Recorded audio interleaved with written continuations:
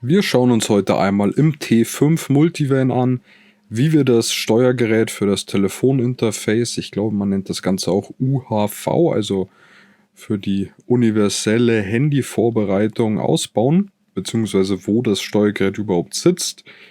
Ich brauche das in meinem T5 nicht mehr, also ich könnte es quasi ausbauen und dann verkaufen. Aber ja, jetzt rede ich schon wieder zu viel.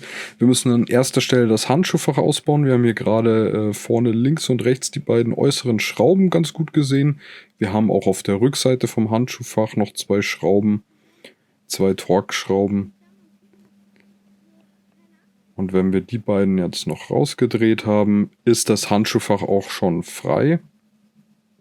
Das heißt, man sieht jetzt gleich auch, man kann da schon ziemlich dran rumwackeln und das vorsichtig rausziehen, denn hinten hängen noch die Stecker dran, das sind 3 Stück, einmal für diese Airbag On-Off-Schaltung, einmal für die Innenraumleuchte und einmal für den Kontaktschalter von der Innenraumleuchte.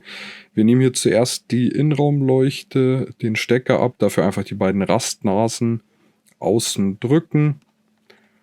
Manchmal hilft es auch, wenn man den Stecker dann erstmal wieder reindrückt und entriegelt und dann rauszieht, falls er klemmt. Bei dem Stecker ist es so, dass hier so eine Plastiklasche ist. Die müssen wir einfach nach außen, also zur Fahrzeugaußenseite biegen, sodass diese Plastiknase am Stecker da rausrutschen kann. Ich mache es jetzt mit dem Finger, weil es mit dem Werkzeug nicht richtig funktioniert hat. Hier sieht man, ich biege sie nach außen und dann kann man den Stecker nach unten rausziehen. Das ist quasi der Kontaktschalter. Der ist betätigt, wenn die Klappe geöffnet wird und dann leuchtet die Leuchte im Handschuhfach.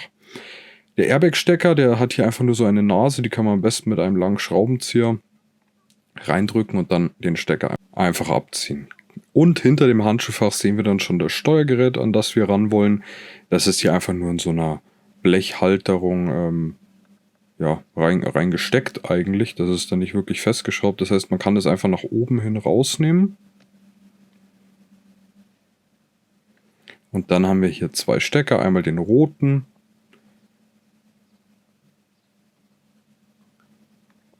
Da sieht man eigentlich auch ganz gut, was man da machen muss, nämlich einfach nur die Nase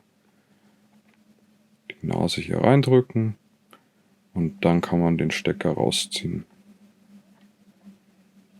Hinten haben wir dann einen schwarzen Stecker, der hat hier so einen Hebel, so einen Verriegelungshebel. Das heißt, man muss da diese Plastiknase reindrücken, damit man den Hebel darüber schieben kann. Ja, sieht man jetzt leider wegen meinen Fingern nicht ganz so gut. Aber dann kann man den Hebel quasi, ja, jetzt mache ich es nochmal extra, genau, kann man den Hebel einmal umlegen, dabei rutscht der Stecker raus und dann haben wir das Steuergerät draußen.